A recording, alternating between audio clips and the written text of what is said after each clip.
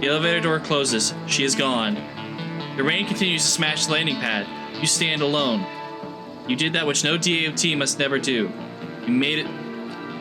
You made a decision. It's becoming a dangerous habit tonight.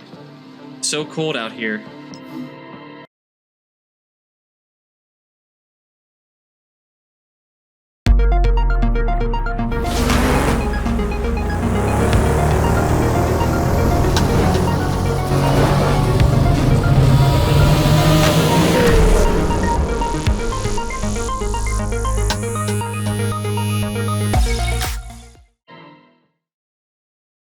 Sworn not to interfere. Instigate. Well, see how that pays out. The library feels like a mirage, given everything else on the rest of the building. It's peaceful, calm.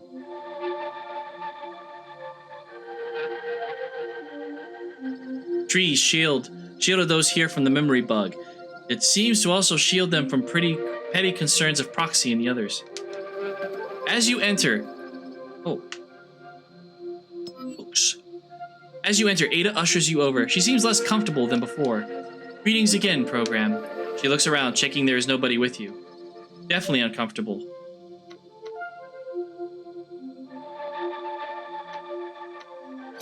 Has Proxy been here? Ada looks back at Saira, then to the door.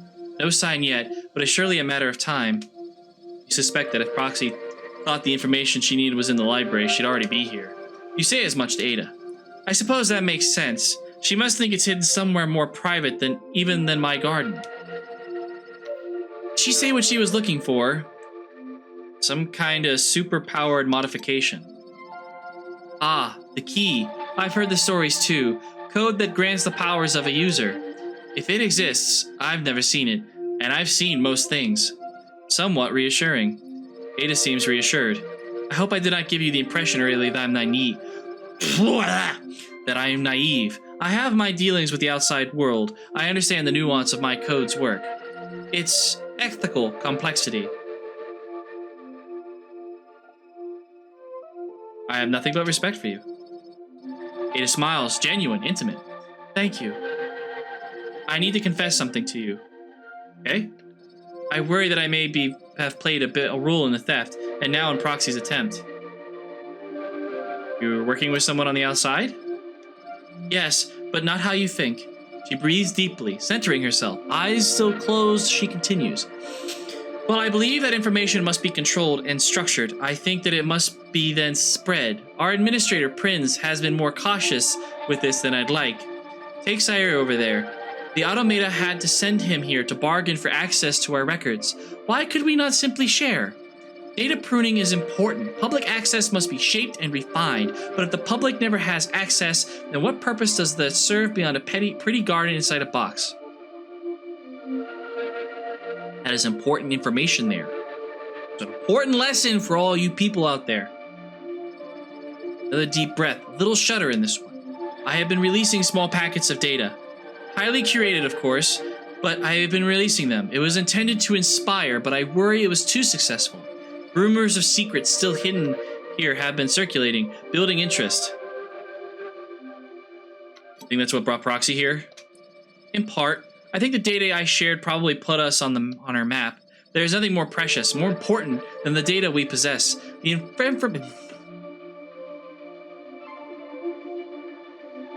Slow down. Look at the words. Process, then read. That was to me.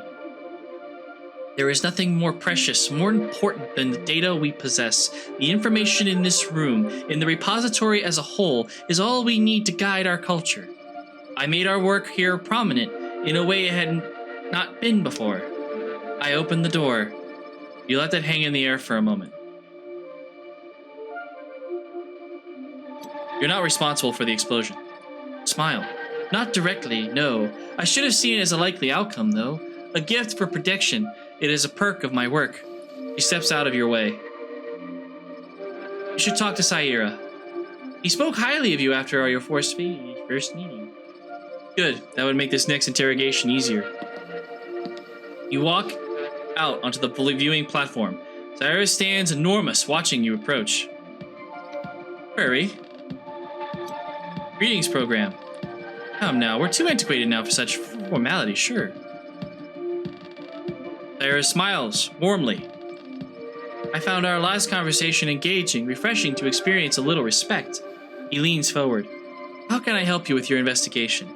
I'm happy to answer any questions you might have. You stand in front of Sayara. He sits. I am grateful that you came alone. Ask your questions.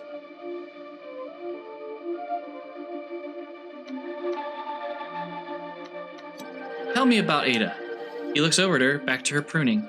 She has been kind to me. Well, as kind as the situation allows. We have had a number of conversations about this library.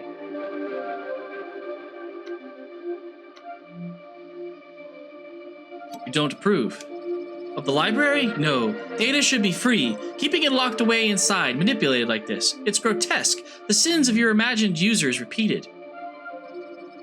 I at least admire her views on making her editorialized data public. Better than nothing. He seems unsure. I have no complaints about my treatment by Ada. What's your opinion of Grish? I don't want to talk about that program. Hey! Where were you at the time of the explosion? I was in here with Ada. That's why my memory was unaffected. I was on a tour. You wonder why this alibi is only coming up now. Why nobody asked. You suspect you know why.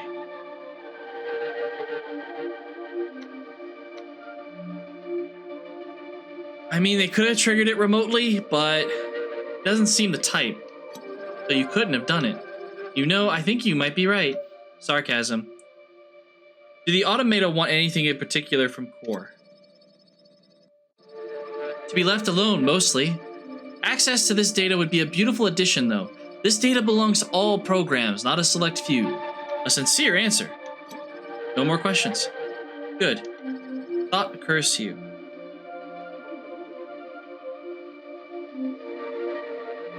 Why didn't Grish ask you for an alibi?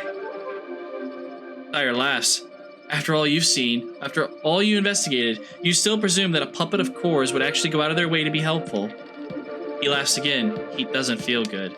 Maybe I did it remotely. Maybe I'm pulling the strings. Maybe I mastermind that thief's appearance too.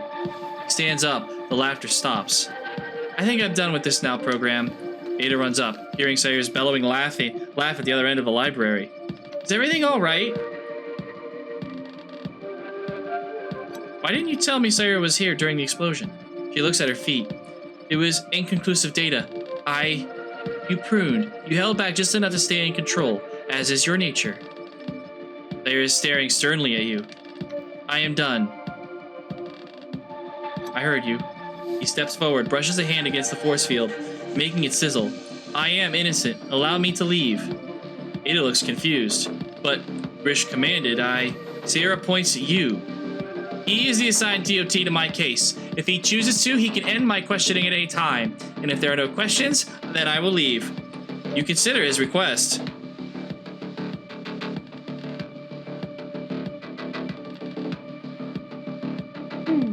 This is, it's good. Things are escalating here.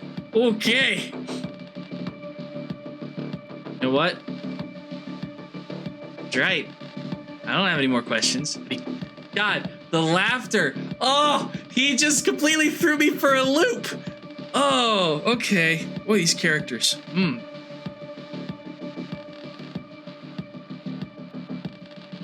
Ah.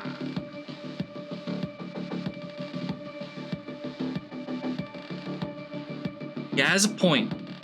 I am the assigned DOT to the case. If he chooses to, he can end my questioning anytime. And if there are no questions, I will leave.